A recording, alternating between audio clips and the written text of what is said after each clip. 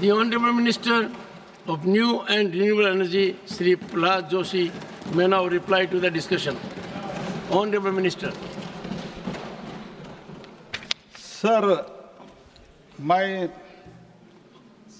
आपको धन्यवाद अर्पित करता हूं पहले, क्योंकि न्यू एंड रिन्यूएबल एनर्जी का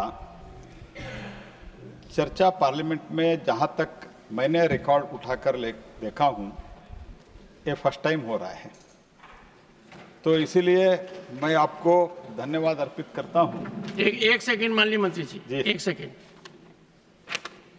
The credit goes to the members of the House, not to me. Credit goes to the members of the House.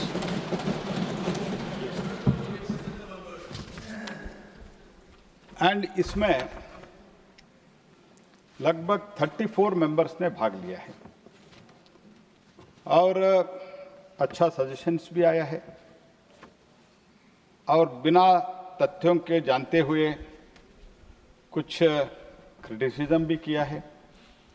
लेकिन मैं इतना तो कहता हूं, जो भी सजेशंस आया है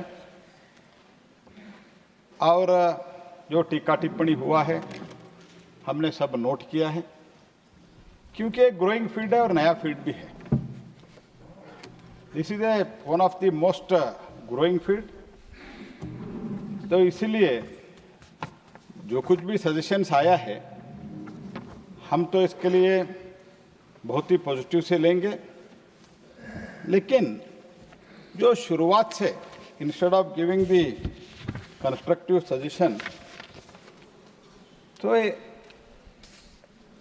बिना तथ्यों के आधार पर उस तरफ से ज्यादा ही टीका टिप्पणी हुआ है, क्रिटिसिज्म हुआ है। Constructive criticism I can accept it. तो इसीलिए तो मैं कुछ को उत्तर देना चाहता हूं और जो हमारा मिनिस्ट्री गत 10 साल में जो किया है, उसका आंकड़ा और विवरण भी मैं आपके द्वारा सदन के सामने रखना चाहता हूं।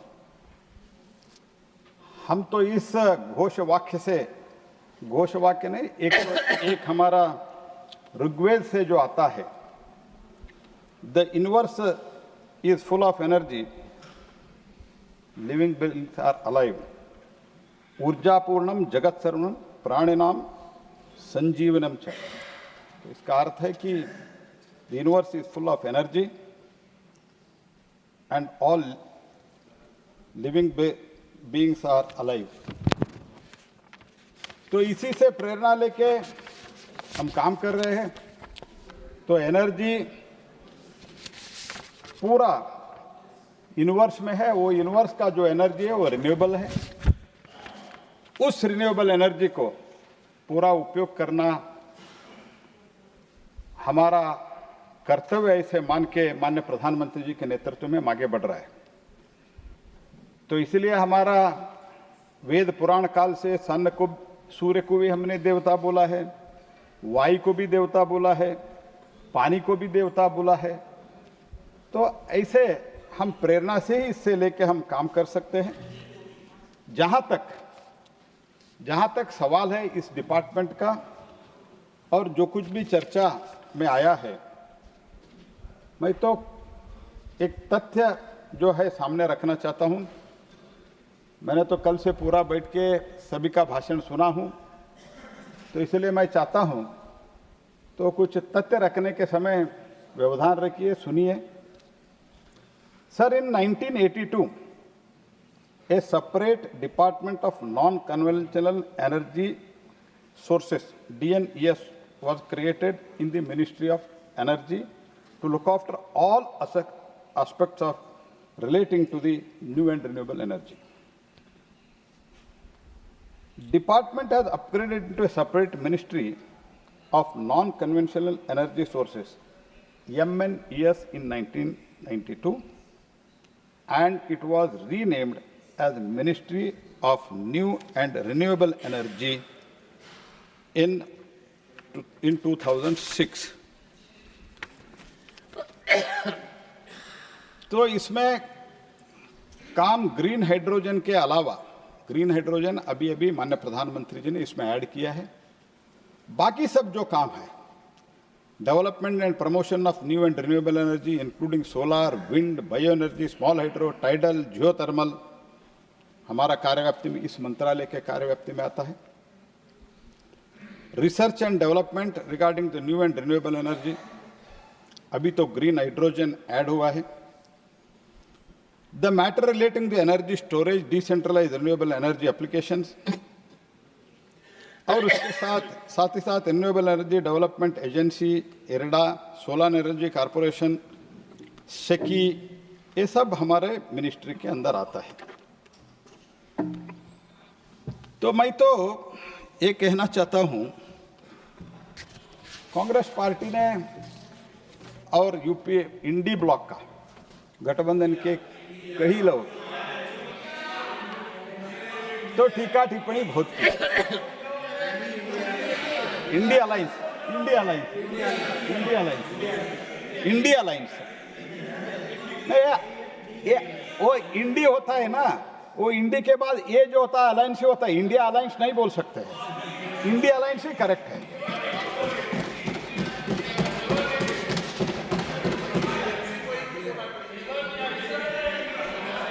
Sir, as I said,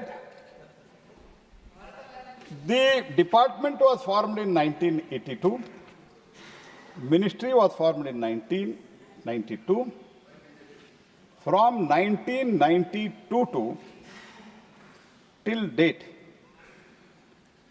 तो जो हुआ इसके बारे में, लेकिन 2004 से 2014 in entire world, when renewable energy was discussed, developed, काम शुरू हुआ था, तब हमारे देश में इनके कालखंड में टोटल एक्सपेंडिचर 10 साल में 6091 करोड़ हुआ सर। वेराज हमारे इस साल का अकेला बजट 21,000 ऑड करोड़ है सर। तो इसके साथ ही साथ ओवरऑल 10 ईयर का मोदी जी के कालखंड में हमारा एक्सपेंडिचर हुआ है 36,952 करोड़।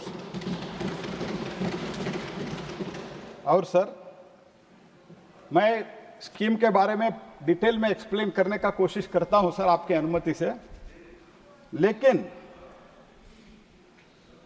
टोटल जो स्कीम है, PM Surya Ghar, PM Kusum, national green hydrogen mission, viability gap funding for the offshore, PLI for the high efficiency solar modules, इसमें बहुत कुछ में ऑलरेडी ऑर्डर प्लेस हुआ है, ज़्यादा से ज़्यादा में।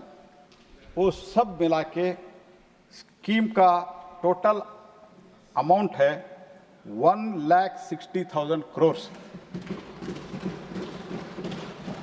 तो मैं यही कहना चाहता हूं, आपके कालखंड में 1,60,000, 1,70,000, 1,80,000 का एक एक स्कैम होता था, और मोदी जी के कालखंड में सिर्फ एमएनआरई में 1,60,000 का स्कीम हो गया है। स्कीम और स्कैम के डिफरेंस आप तो समझते हैं सर, इसीलिए sir sir I will address you Only what the minister speaks will go on record. Only what the honorable minister speaks will go on record. Nothing else except what the honorable minister says will go on record.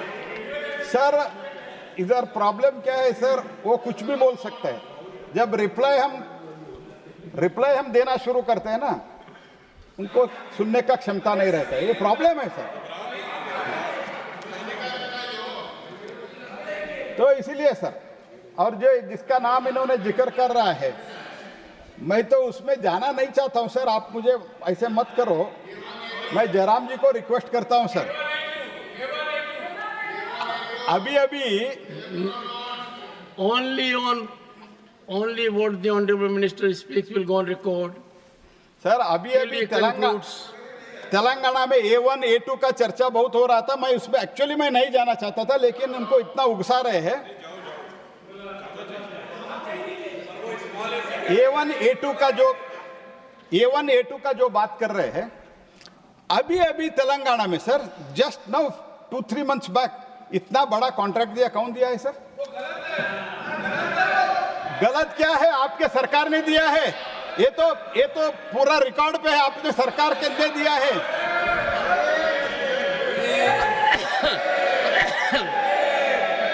और sir Kerala में नहीं, माननीय मंत्री जी, आपने क्या कहा मेरे तो समझ में नहीं आया। नहीं, मेरा समझ में नहीं आया वास्तव में ये क्या है। सर तेलंगाना में A2 को A1 ना A2 वो जो बोलते हैं उनके भाषा में मैं उत्तर दे रहा हूं, क्योंकि आपने नाम लेने के लिए मना कर दिया, उनको भी मना है, हमको भी मना है। तो इसीलिए सर यही लोग देते हैं और हमारे ऊपर बोलते हैं। लक्ष्मण जी बैठे हैं, तेलंगाना में दिया है नहीं दिया जी? हाँ, केरल में पहले कांग्रेस ने दिया और कम्युनिस्ट ने उसको कंटिन्यू किया। तो दाती का हाथ के बारे में कल बताया ना, यही है दाती का हाथ। हाथी का दांत। तो मेरा हिंदी इतना अच्छा नहीं है, हाथी का दांत।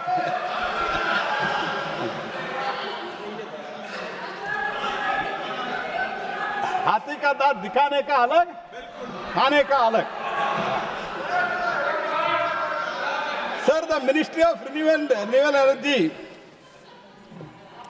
working in line with the vision of Panchamrit commitments of the Honorable Prime Minister at COP26.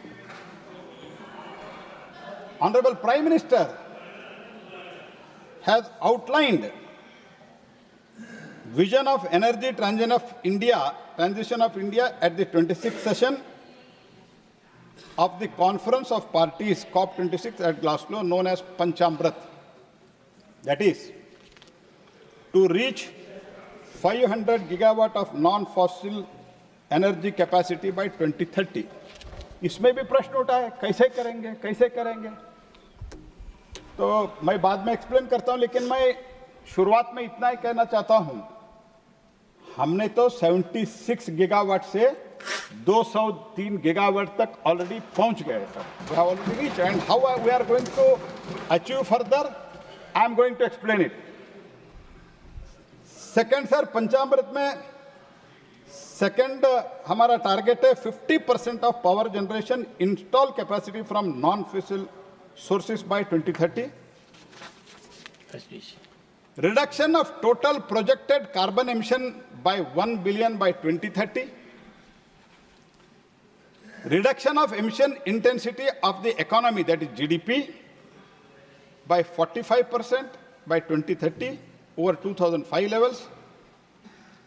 Achieving target net zero emission by 2070. This is the target, and this is the Panchamrit. In line with Honorable Prime Minister's announcement, our ministry is working towards achieving 500 gigawatt of installed electricity capacity from non-fossil fuel by 2030. मैं अभी बाद में explain करता हूं sir how we are going to achieve it. And जो सरकार के 9 priorities है, 9 प्रायोरिटीज, उसमें एनर्जी सिक्योरिटी भी है. The budget allocation, as I already told, last year it was 10,000 and this year it is 20,000. All carry forward sub mila ke it is 21,330 crores. The Ministry of New and Mineral has 6 umbrella schemes. One is solar energy, bioenergy program, program for wind and other renewable energy,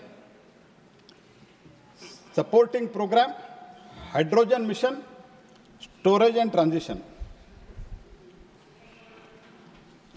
There are schemes. One is, initially it was a grid-connected rooftop scheme. Now it is subsumed in PM Suryaghar. And